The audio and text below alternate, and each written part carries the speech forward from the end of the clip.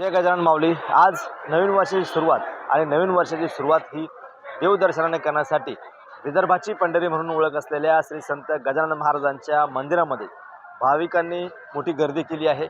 आपण बघू शकतो, मी सध्या शेगावमध्ये आहे आणि ही जी परिस्थिती आपल्याला दाखवतोय ही जवळपास 2-2.5 किलोमीटरची रांग आहे भाविकांची। जवळपास 6 तासांचा अवधी गजानन महाराजांचं दर्शन घेण्यासाठी लागते।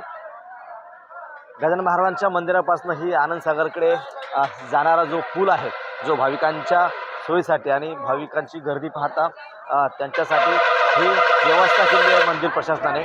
एकंदरीत पाहिलं तर जवळपास 1.5 ते 2 लाख भाविक गजानन महाराजांच्या समाधीचं दर्शन घेण्यासाठी नवीन वर्षानिमित्त या ठिकाणी आलेले आहेत। देशभराच्या कानाकोपऱ्यातून आलेले हे भाविक आहेत आणि आपण जर पाहिलं तर काल मंदिर प्रशासनानं मंदिर जे आहे ते रात्रभर खुलं ठेवलं होतं। भाविकांची कुठलीही गैरसोय होऊ नये आणि भाविकांना रांगेमध्ये शिस्तीमध्ये दर्शन घेता यावं यासाठी ही जी रांग जी दिसते यामध्ये सर्वच आहेत।